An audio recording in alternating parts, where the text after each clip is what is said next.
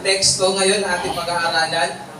Ang ating babasahin ngayong teksto, ito ay nakapaloob doon sa itinuro ng ating Panginoon na prayer. Sino po ang familiar po sa prayer na itinuro ng ating Panginoon? Di ba mahaba yun? But then kukuhain natin yung pangalawa na sentence. Ito po yung sinasabi sa Matthew chapter 6 verse 10. Ayan. Maikli lamang po ito, pero tingnan natin maigi kung gaano po ba kahalaga itong sinabi ng ating Panginoong Hesus sa kanyang panalangin na itinuro sa atin. Ito sinabi dito sa Matthew chapter 6 verse 10. Ito po yung sinasabi doon, "Your kingdom come, your will be done on earth as it is in heaven." Tayo po ay manalangin. Ama namin Diyos, salamat po sa umagang ito. Dahil alam po namin, kami ay nananampalataya na ang iyong presensya ay kumikilos sa aming kalagitnaan. Hindi ka po, Lord, God, tumitingin sa bilang, but Lord, tinitingnan mo ang puso, Lord, na uhaw sa iyong presensya. Ang puso ng bawat isa, Lord God, na sabik, Panginoon, makaparinig, Lord, ng iyong salita. Dahil alam namin, Lord, ang iyong salita, Lord, ang siyang nagbibigay kalakasan sa aming espiritu, Lord God. Especially, Lord God, sa paglakad namin dito sa mundo. Lord, ano nga pa yung sinasabi, Lord God, that your kingdom come, your will be done on earth as it is in heaven. Holy Spirit, mangusap ka po sa buhay ng bawat isa. Kumilos ka, Lord. Buksan mo ang puso't isipan namin. Gawin mo isang matabang lupa, Lord God, ang aming puso na pagtataniman ng iyong salita. Na ito, Lord God, ay aming tatanggapin at pangangalagaan. At alam namin, Lord, na ikaw ang siyang makapausbong nito. Maraming salamat po. Gamitin niyo po ang iyong lingkod. Mahiyag ang iyong salita, may katotohanan. At may kapuliran, Lord. Salamat po. Ito po aming samot dalangin sa pangalan ni Jesus. Amen at amen. Hallelujah. Sige po, makakapuna po tayo lahat. Ang pamagat po ng ating pag-aaralan ngayon, ayan, nandiyan na pala. Ayan, sige kaya pakibalik. Basahin nga po natin sabay-sabay. 1, 2, 3. Do God's will. Ayan. Marahil po bilang Kristiyano, naitanong na natin sa ating sarili, ano nga ba ang kalooban ng Diyos? Amen. Sino po nakapagtanong na nun? Isang tawag na, ano ba yung God's will sa buhay ko? Lalo na po siguro no, pag dumarating na dun sa iniisip natin kung ano yung career. Amen. Kung ano yung, minsan sabi nga ano, kahit hindi maiwasan sa love life, sinasabi niya, ano ba yung God's will ng Lord sa akin, sa magiging kapartner ko, at sa marami pang bagay. Bakit nga ba yun natin tinatanong? Kasi alam natin na kapag God's will, ayun ang pinaka-the best.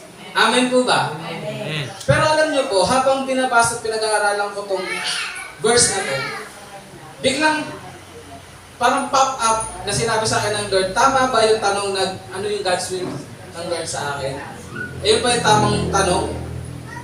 O ang tanong natin minsan ay, ano nga ba yung God's plan? Amen.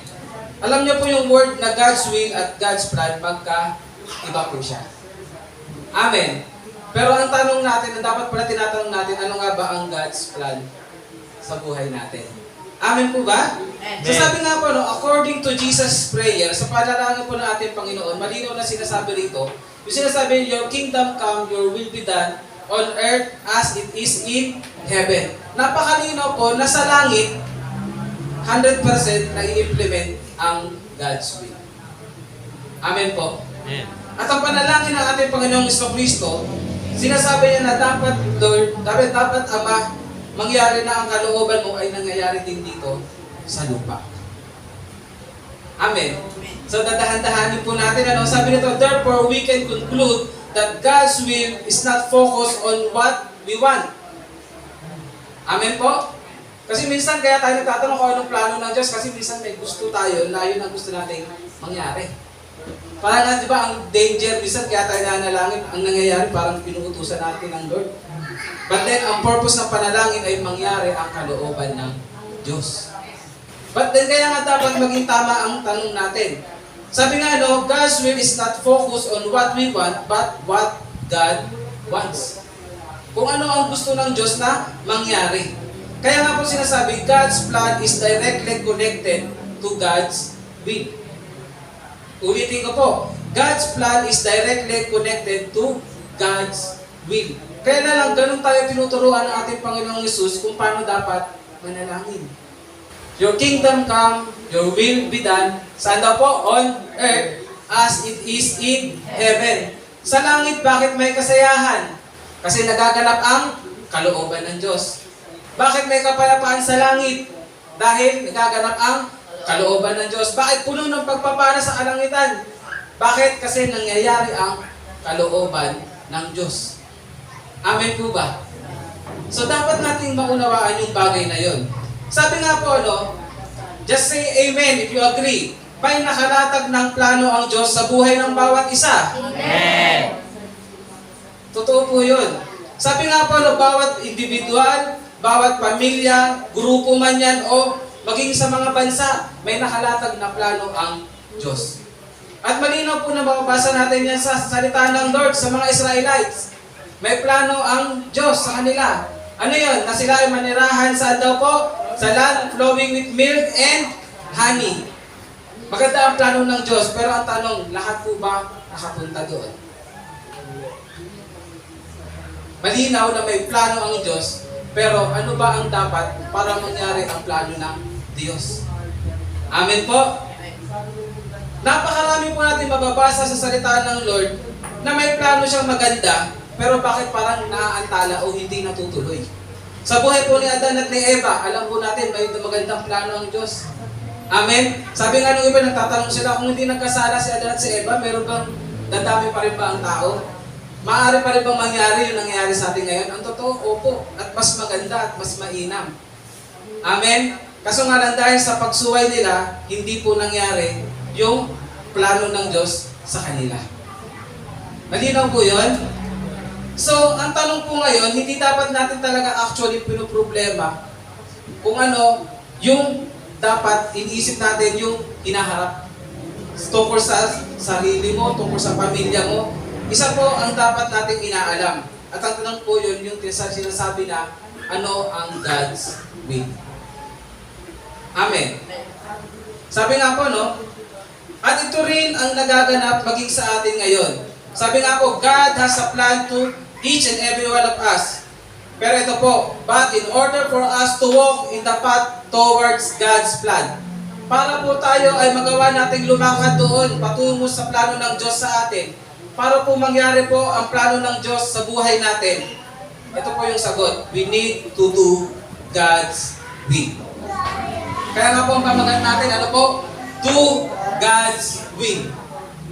Kapatid, may pangarap ka? Amen. May gusto ka mangyari sa buhay mo? Amen. At totoo, hindi mo dapat pinoproblema yan. Kasi ang unang dapat ginagawa mo, you do God's will. Naunawaan natin? Amen. At sabi nga po, pag nag-aaral tayo ng salita ng Diyos, hindi natin pag-usapan kung sinong tao. Dahil walang ibang magandang example kundi ang ating Panginoong Jesucristo. Opo, marami po tayong mababasa rito, pero sa umagang ito, talagang mas pinili ng Lord na ang mag-example siya. Kasi walang best example kundi siya. Amen po. So ngayong umaga po, sabi nito, we need to understand why this is the prayer pattern our Lord taught us. Bakit nga ba ito ang itinuro sa atin na prayer pattern ng ating Panginoon? Dahan-dahanin po natin. Jesus came with a mission. Do you agree? Jesus came with a mission, and it is to fulfill God's will. Wala po siyang ibang gustong gawin, kundi magawa niya ang kalooban ng Diyos. Bakit kaya? Kasi merong plano ang Diyos. Ulitin ko po. Jesus came with a mission, and it is to fulfill God's will. Bakit? In order for God's plan to happen. Kailangan munang magawa ni Jesus ang God's will para maganap ang plano ng Diyos. Paano yun? Anong nangyari? Bakit kailangan mangyari muna magawa ni Jesus ang God's will para mangyari ang plano ng Diyos? Ang tanong, ano nga ba yung plano ng Diyos? Since the fall of man, mababasa natin ang simula niyan sa Genesis chapter 3. Amen po? Sabi nga po, pag binasa mo ang Genesis chapter 1 and 2, lahat perfect. Amen? Pati pag binasa mo na ang Genesis chapter 3, dyan na po pumasok ang kasalanan, dyan na po nangyari ang rebellion. Sabi nga po, since the fall of man, recorded in Genesis chapter 3, God laid out a redemption plan. Ang Diyos ay nagplano na kung paano niya i-redeem ang mga tao sa pagkalaglag sa kasalanan. Malinaw po ba sa atin yon? At sabi nga po doon, and that redemption plan has something to do with God's will. Kailangan po, bago mangyari yung redemption plan, kailangan po nang matupad ang kalooban ng Diyos. So ano pong sinasabi natin sa atin ngayon ng salita ng Lord? Kapatid, bago mangyari na malakaran mo o matanggap natin yung plano ng Diyos sa buhay ng bawat isa, kailangan muna mangyari ang God's will sa buhay natin. Amen po ba? Di ba nga yung iba gusto hingi ng hingi pero parang sabi walang kapalit. Pero ito yung pattern ng Lord eh. Ito yung pattern na binibigay sa atin ng Lord ngayong umaga para malaman natin kung paano natin malalakaran o matatanggap ang plano ng Diyos sa buhay natin. O ano ang kalooban ng Diyos. Sabi nga po, the redemption plan is now happening and possible because our Lord Jesus Christ fulfilled God's will. Kaya po tayo ngayon dito nagtitipon-tipon, tumanggap tayo ng kapatawaran sa ating kasalanan. Kaligtasan mula sa ating Panginoong Jesucristo. Bakit? Kasi una po, tinupad ng ating Panginoong Jesucristo ang kalooban ng Diyos. Alam niyo po, napakabigat po ng kalooban ng Diyos para sa kay Jesus. Ano yun? Kailangan siya ang maging perpektong alay. Amen po? Kung tatanungin nga po sa bawat isa sa atin ngayon, kaya natin kung ganun. Kaya natin. Parang ang sarap isipin, no? Pag sinabi, Lord, ito malapit na naman yung Semana Santa. Di ba, pag nakikita mo, nanonood ka, pinapako si Jesus, umiiyakan, Lord, ba't ikaw? Dapat ako. Kunting problema nga lang. Sabi mo na, Lord, bakit ganito? How much more ikaw yung dumanas nun? Na sinabi na nga, hindi mo kasi kailangan danasin. Bakit? Kasi hindi sapat ang buhay mo para bayaran ang kasalanan mo. Hindi sapat ang kaya mong gawin para bayaran mo ang kasalanan mo. Hindi sapat ang buhay mong ialay para mawala ang kasalanan mo. Dahil ang tamang alay lamang ay ang ating Panginoong Jesucristo. At ang sabi nga doon, mabigat ang God's will sa buhay ni Jesus. Kailangan ialay niya ang buhay niya. Ano nga po yun? Kailangan niyang ialay ang buhay niya. Sa Genesis chapter 3 verse 15, mababasa po natin doon kung ano yung sinabi ni Yahweh patungkol sa seed of a woman. Ano daw mangyayari doon? Tutuklawin ng ahas ang kanyang sakong. Ibig sabihin, parang temporary win kay Satanas. But then ano sinabi doon? Kasi mamamatay si Jesus. But then sino ang dudurog sa ulo ng ahas? Si Jesus din. Amen po. So hindi mangyayari yun kung hindi susundin ni Jesus na mangyari ang God's will sa buhay niya. Kasi merong misyon. Ano yung plano ng Diyos? Kailangan maligtas ang sangkatauhan. Kailangan maging posible sa atin, sa bawat tao, ang kaligtasan, ang kapatawaran sa kasalanan. Kaya naman ang ating Panginoong Hesus, nang pumunta siya dito sa lupa, nasa isip niya lang gawin ang kalooban ng Diyos. Sabi nga po, napakaganda dito na sinabi. Babasahin ko lang po sa John chapter 6, verse 38. Babasahin ko po sa inyo.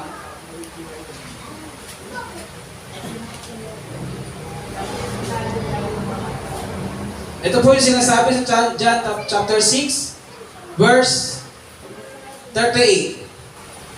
For I have come down from heaven and not do my will, but to do the will of Him who sent me. And this is the will of Him who sent me, that I shall lose none of all that He has given me, but raise them up at the last day. Amen?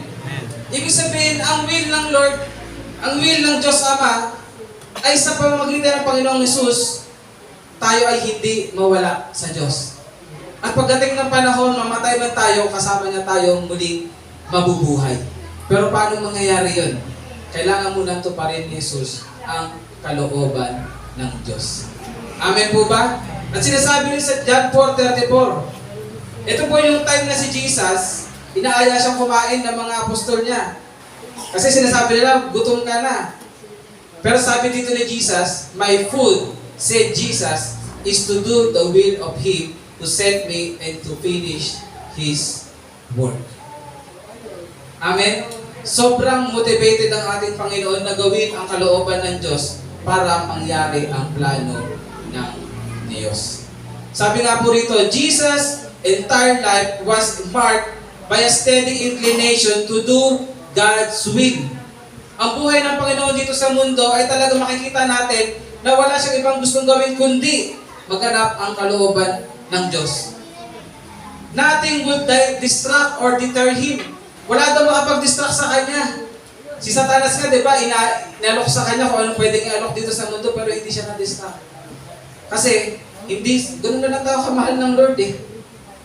No? Hindi mo magpapalit ang kaluluwa ng isang tao sa yaman ng mundo. Hindi magpapalit ng Lord ang God's will na gawin niya para sa kaligtasan natin sa anumang ialok ng mundo. Bakit mahalaga sa Kanya na mangyari ang kalooban ng Diyos? Mangyari ang plano ng Diyos para magkaroon tayo ng kaligtasan. Amen po. Sabi nga po, ganun ka-desidido ang Lord na gawin ang plano ng Diyos, ang God's will. Amen. Amen. Kung meron tayong dapat example sa buhay natin na tingnan, kung paano dapat natin ini-aim na nagawa natin ng God's will, wala pong iba kundi ang ating Panginoong Jesucristo. Meron nga po akong nilagay dito na parang formula na pakilagay nga po. Ayan. Formula. Una po, ito yung sinasabi na ano po, Jesus plus God's will equals ano po? Salvation available to all. Kaya nga po sinasabi din, it goes hand in hand. Yung God's will, pag nangyari siya, nangyayari yung God's plan. But then, meron pong naka-involve na person. Sa plano po ng Diyos Ama, na salvation natin, kailangan ang involvement din ng ating Panginoong Jesucristo. At dahil po, ginawa ni Jesucristo ang God's will, hanggang sa kamatayan, binigay niya ang buhay niya. Hindi niya pinagkait sa atin ang buhay niya. Dumarang ang dugo niya. Amen po ba? Tumigis ang dugo niya sa krus ng Kalbaryo. Nangyari po ang lahat. At tinanggap ng Diyos ang alay. Kaya po, nangyari ngayon, salvation is available to all. Naniniwala po ba kayo doon? Amen. To all, sabi ko, dudugtungan natin yan to all who will believe. But then, ang katotohanan po, salvation is available para sa lahat. Yun yung po tinatawag na God's redemption plan. Amen. Ngayon ang tanong ito. Kanina, sabi ko ano nga ba yung sinasabi natin na God's will sa buhay natin? Na tinatanong natin, ano nga ba Lord yung God's will mo? Ano nga ba yung gusto mong mangyari sa buhay ko? Actually, nakalay down na po sa Biblia kung ano ang kalooban ng Diyos. Ang katotohanan po, ang hindi po natin alam ay ang God's plan. Amen. Who will say amen? Amen. Alam na natin ang kalooban ng Diyos. Actually, pag binasa mo ang Biblia, nandiyan dyan ang God's will. Ang hindi natin alam, ang God's plan. Amen po? Malinaw po ba yun? Kaya ngayon, ito ang formula na binigay sa atin ng Lord. Kapatid, mangyayari ang plano ng Diyos sa iyo. Pero may kailangang mangyari. Ano yun? You need to do God's will. Ulitin ko po. Para ma-fulfill po ang God's plan sa buhay mo, you need to do God's will. Kaya nga po yung formula na nakalagay dyan, ano po, basa natin, you. Sabi mo, turo mo sa'yo mo, I. Plus God's will. Ang mangyayari po, fulfillment of God's plan for you. Ito po ang pinag-uusapan lagi. Kamusta ba yung plano mo? Sino yung may mga plano? Amen. Sa tingin mo ba the best na yung plano mo? Yung ini-imagine mo, sa tingin mo ba yan na yung pinaka-the best? Alam niyo po, God's plan is what's best for us. Better than our plans, better than our dreams, and what we could have imagined. But then, sabi nga po, do His will, do God's will, and the plan of God for you will happen. Ang tanong ko po dito sa bawat isa, gusto mong mangyari ang magandang plano ng Diyos sa buhay mo? hindi mo na nga kailangan isipin eh. Kasi maganda ang plano ng Lord sa'yo. Pero ngayon, ito po ang gusto ng Lord. Para mangyari yan, you need to do God's will. Amen? Sabi ko nga po kanina, nakalatag na sa salita ng Diyos. Napakarami po, pero ilan lamang po ang kinuha ko. Yung sinasabi nga natin na pinaka dapat alam natin na God's will. Sige po, pasok po tayo dito. Sige na. Sabi nga, reveal God's will to mankind. Una, alam na dapat natin to. Ano yung God's will?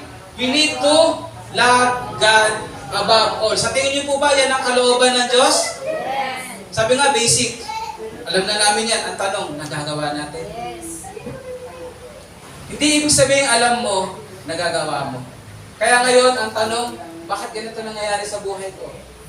Bakit ito yung nangyayari? Baka kasi hindi mo nagagawa. Hindi natin nagagawa yung sinasabing, love God above all. Sabi nga, with all your strength, soul, mind.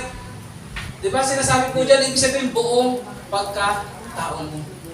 Kalooban ng Diyos na makita niya na siya ay minamahal mo ng higit sa buhay mo. Amen po ba? Sabi nga nung nakalatag na lahat, pangalawa po, hindi po tayo magpapakahirap dito. Pangalawa, love your neighbor as yourself. Madali bang mahalin ang kapwa? Masarap bang mahalin ang kapwa?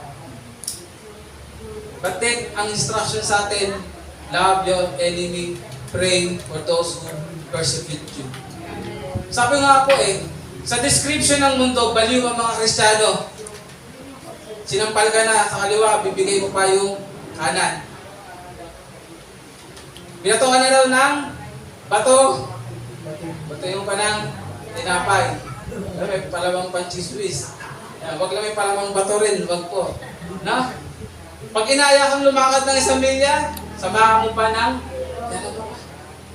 Pag may kinuha sa'yo, ibigay mo pa ang grabe po, no?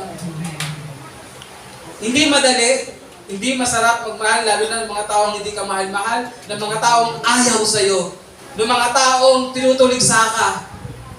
Ayun kasi yung sinasabi dyan Kaya nga sinabi dyan, pag binasahan nyo mas mababa pa, ano ang pakinabang na minamahal mo lang yung taong nagmamahal sa'yo. Kasi kahit hindi kumikilala sa Lord, kayang gawin yan. Ang kaibahan natin, kahit yung mga taong ginagawa tayo ng mali, kaya pa rin natin mahalin. Amen po. Ayun yung sinasabi na, love your neighbor as yourself. Ay, Pastor, bilis mo na sabihin niya. Kaya mo yan? By the grace of God, sa tulong ng Banal na Espiritu Santo, sinasabing kaya natin. Ang kailangan lang natin pagdesisyonan na gawin. Ano yun? Do God's will. Amen po. Malinaw ba yung unang dalawa? Yan po yung summarize Yan yung summarize ng Ten Commandments. Sabi nga yung una, upward. Yung pangalawa, dito. Sa atin sa mundo. Ayan po yung revealed God's will to mankind. Pangatlo po, kalooban ng Diyos, salamat, praise God, lahat tayo nakapasok na rin dito. Sabi nga, kalooban ng Diyos na ang bawat tao ay magkaroon ng pananampalataya kanino? Kay Jesucristo.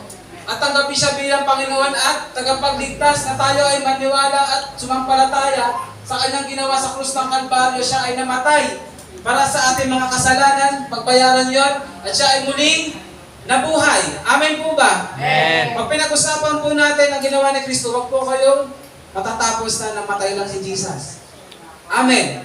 Kasi ang gospel kompleto, si Jesus ay namatay, si Jesus ay muling nabuhay, at siya ay muling magbabalik. Ayun po yung kalooban ng Diyos, sinabi sa John chapter 6. Di ba po? As John 3:16. Sinabi, for God so loved the world that He gave His only begotten Son, that whoever believes in Him will not perish but will have everlasting life. Sabi nga po dyan, iyan po yung kalooban ng Diyos. Kaya nga po, marami ang hindi nangyayari ang plano ng Diyos sa mga hindi mananampalataya. Do you believe that? Nangyayari po, hindi po nangyayari ang plano ng Diyos sa mga tao na hindi mananampalataya. palataya. Kaya wag pong lalabas sa bibig niyo na alam niyo hindi mananampalataya sa sasabihin niyo. Ang plano ng Diyos mangyayari sa buhay mo. Hindi po. Kasi hindi nila nagagawa ang God's will. Malinaw po. Kaya salamat sa Lord sa biyaya niya. Nang tanggapin natin ang Panginoon. Kapatid, sasabihin ko sa iyo ngayon ng direkta, nangyayari ang kalooban ng Diyos, nangyayari ang plano ng Diyos sa buhay mo. Amen po. Pwede ba palakpakan mo ang Panginoon? Ganun kabuti ang Lord. Kaya po nangyayari sa atin ngayon, no? Ano man na nangyayari? Hirap, pagsubok, tagumpay, saya. Minsan, pabago-bago ang sitwasyon. But then, ang maganda, nangyayari ang plano ng Diyos. Higit pa sa iniisip mo, higit pa sa pinaplano mo, higit pa sa ini-imagine mo. At ito po yung sunod. Napakatindi po nito. God's will. Ano yung God's will? That we should seek God first. Ulitin ko po. Alam na alam natin, mga Kristiyano. It is God's will to seek Him first in our lives. Isang bagay ito na hindi dapat natin kinakalimutan. Isang bagay ito na dapat napakalinaw sa atin. Dahil ano po yung promise na nakapaloob sa verse na yan? Sinabi po, di ba? Seek Him first. Seek ye first the kingdom of God and His righteousness. At ano po sinabi? And all these things shall be added unto you. Hindi nagsisinungaling ang Diyos nang sabihin niya na pag inuna mo siya, lahat ng bagay na kailangan mo ay pagkakaloob niya. Ano daw? Kailangan na. Hindi wants mo. Kailangan mo. Ng needs mo. But then, ano ang kailangan mangyari muna? Seek God first. Kaya praise God, nandito kayo. Amen. Ito po ay nagpapakita na you seek God first. Amen po? So sa buhay natin mga kapatid, huwag niyong unahin ang ibang bagay. Huwag niyong isang tabi ang Panginoon sa buhay niyo. Unahin natin siya lagi. Kasi siya ang pinagmumulan ng lahat ng bagay. Siya ang may kakayang ibigay sa iyo kung ano ang pangangailangan. Siya rin ang makapagbigay at makakapagpatupad ng plano niya sa buhay mo. But then, you need to seek Him first. Sabi nga po, no, isang bagay ito na dapat malinaw sa atin bilang mga anak niya, that talagang, sabi nga, sold out tayo. Na, Lord, Ikaw ang una. Lord, hindi kita pagpapalit kahit kanino. Sino po dito ngayon yung mga wala pang asawa? Taas kamay. Huwag kayo mahiya. Yan. Alam niyo po ba na malinaw din ang kaloob? Hindi ko nalagay dyan pero salamat sa Lord. Binigay ngayon. Napakalinaw din ang sinabi sa salita ng Lord na do not be equally yoked with the unbelievers. Sa mga single dyan, ang kalooban ng Diyos ay ang Kristiyano ay hindi makipamatok sa hindi kapwa Kristiyano. Iniisip mo, gusto ko ng perfectong pamilya, gusto ko yung asawa ko, minamahal ako, gusto ko yung pamilya, ganito, ganyan. Kapatid, mas maganda pa ang plano ng Diyos sa'yo dyan, sa iniisip mo. But then, dapat alam mo yung God's will na hindi ka pumatol, hindi ka pumayag na ikaw ay makipagrelasyon sa hindi mo kapananampalataya. Malinaw ba yun, mga kabataan? Yan, naisama, no? Hindi ko nalagay dyan. Kasi paalala yan. Paalala yan. Next natin. Ano ba ang kalooban ng Diyos? Ano daw po yun? We should live our lives with obedience to His words. Kaya nga sinabi ni Jesus, di ba? If you love me, you will do what I command you. Kung ano ang pinag-utos niya. Kalooban ng Diyos, it is God's will na sa bawat anak niya, tayo ay sumusunod at nagpapasakop sa kanyang salita. Amen po ba? Amen. Sabi nga po, pag binasa mo salita ng Lord, hindi ka na naikibaka na, Lord, hindi, kasi ganito. Lord, kasi hindi, gusto ko nito. Lord, hindi. Pag nabasa mo, Lord, salamat po. Ang salita mo, ang katotohanan, ang salita mo ang nararapat mangyari. Kaya susunod ko. Amen. Amen. At sinabi nga din po dyan, ito yung pinakamalinaw dapat sa ating mga Kristiyano. Ang pinakauli pong nilagay ko, nakikita ko na pinakamahalaga. Ano po yun? It is to do the Great Commission. Sino po nakakaalala ng Great Commission? Sino po nakakaalala? Matthew 28, verse 19 hanggang 20. Ano ba ang iniatang ng ating Panginoong Jesucristo sa kanyang mananampalataya? Therefore, go and make disciples of all nations, baptizing them in the name of the Father, and of the Son, and of the Holy Spirit, teaching them to obey, ano daw po? All that I have commanded you, and surely I will be with you to the very end of the age. Amen po ba? Alam niyo po, nung sa ating Panginoong Yesus, yung God's will, no, ginawa niya para sa salvation ng lahat. Ngayon naman, ito, yung Great Commission, kailangan natin gawin to. Ito naman po ngayon ay para maipakalat ang salvation na available na para sa lahat. Amen po ba? It is something to do with God's will at God's plan sa buhay natin. Amen po? Amen. Ngayon kapatid, kaya nga sinasabi, no? Kahapon po galing po ako sa gawain ng mga pastor. Magkukulat ka sa kanila, yung iba, sabi nila, may trabaho silang maganda, binitawan nila. Kumikita sila ng malaki, binitawan nila. Tumugon sila sa katawagan ng Panginoon. At masasabi mo sa buhay nila, hindi na nila iniisip eh. Ang gusto lang nila gawin kung ano ang kalooban ng Diyos. Sabi nila, hindi ko na iniisip yun, yung dating kinikita ko. Hindi ka na iniisip yun kung dating anong meron ako. Bakit? Kasi alam nila kapag ginawa nila ang kalooban ng Lord, yung mas labis na nangyayari, yung plano ng Lord sa buhay nila. Amen po? Iba-iba ang testimony ng bawat lingkod ng Panginoon. At sinasabi nga po doon, sa buhay natin ngayon, magkakaroon din po tayo ng iba't ibang testimony kapag ginawa po natin ang God's will. Kung paano po nangyayari ang God's plan sa buhay natin. At sasabihin ko po sa inyo, kapag nangyari po ang plano ng Diyos sa buhay natin, dahil ginawa natin ang God's will, matindi po ang magiging testimony ng bawat isa. Amen po. But then, ano yung sinasabi? Bago mangyari ang God's plan, kailangan mo nang maganap ang God's will.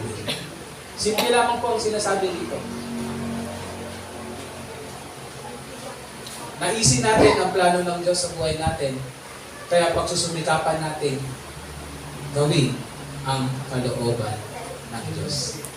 Kaya po malinaw ang sanabi sa panalangin natin, Panginoon Jesucristo, let your kingdom come, your will be done on earth as it is in heaven. Amen po. Isipin na lang po natin kung gaano kaganda, kung gaano kasaya sa kalangitan dahil nangyayari ang kalooban ng Diyos. Isipin mo na lang kung gaano kaganda ang gagawin ng Lord sa buhay mo pag ginagawa mo ang kalooban niya. Isipin mo na lang kung gaano kaganda at kuperpekto ang plano ng Diyos sa buhay mo kapag ginawa mo ang kalooban niya.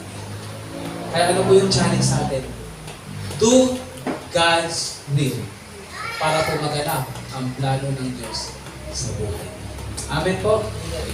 Sige po, tayo pong lahat ay tumayo.